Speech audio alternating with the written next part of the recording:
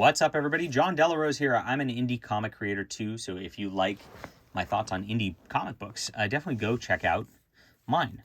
They're in the description down below. I picked this up on a whim. This is Kabuki by David Mack, and this is his 90s indie work, Circle of Blood. It's a hardcover. It's the first volume of this. Apparently, there's several volumes of these hardcovers. I never picked up Kabuki before. I always thought about it back in the day, and I knew that he did Alias and did a little work on Daredevil and stuff, but I never got around to this. And so I saw this in the solicits, and I guess they reprinted this because Volume 1 really didn't have that many stuff in it. You get a nice little signature, and I think that's, I don't know if this is a remark or if it's just part of the page, and numbering on this too. So very cool stuff. Nice collector's item. You get a nice intro. There's actually a really cool discussion about the book in the back too. Super indie stuff, and you can see that right here. It's very almost impressionistic in the way it's laid out. He often likes to do these like side panels where it like tells a news story or something while everything's kind of unfolding. And the general gist of this whole book is that there's this like group, and they're right here, and there's this group of basically assassins who work for this this sort of like secret government agency, and Kabuki's one of them. And they are basically overseeing the Yakuza and making sure that they don't gain too much power and screw things up, is what it comes down to. So they assassinate people when they get too powerful, and she goes after some folk. Now, after this, once we get into the main storyline, there's like a prequel storyline, and then there's a main storyline. You can see there's like very arty page layouts all the way through this stuff. I love the art. I think it's pretty. I think it's cool. Storyline's all right. And you get a great, he does a good job. And I think a lot of people will like this. If you really like dark Sin City, Frank Miller stuff, you're going to really dig this. It's not really my style so much. And a little too dark, a little too esoteric at points. You can see some of the esoteric stuff. But you learn about the background, and there's this whole group from northern islands of Japan. And he really puts a lot of care into this. And it all goes back to the war. And like she's a descendant of one of those ladies from that island, plus the general who's kind of in charge of things. And you learn that like her mother was killed off.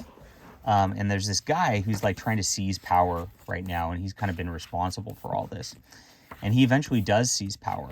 And even though she starts to do her little assassination games and all that, he gets into power anyway, kind of takes control of everything. And even the government operation that like controls her says they're going to back off of her and all that.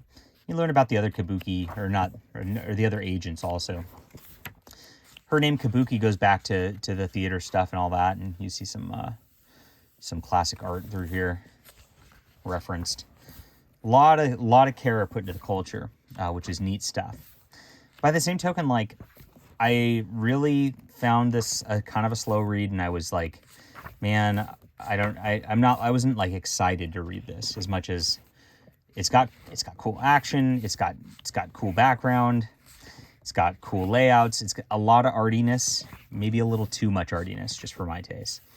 But I could see the craftsmanship. I definitely do. It's there. It's just, it unfolded a little too slow for what it was for me. But eventually, it is a revenge tale. You get the Kill Bill sort of element out of this. This is pre-Kill Bill. I don't know why I said that. But that happens, and she does end up taking the guy down. And almost dies herself at the end of it. And it alludes to she's like almost dead, maybe dying for her efforts there. But there's more volumes, so I'm going to guess she doesn't actually die. So interesting stuff. I don't know that I'm going to continue to the next volume. I think this is a pretty good self-contained story by itself. And like I said, I wasn't like super excited by it, but I do understand the craftsmanship there, and I do like.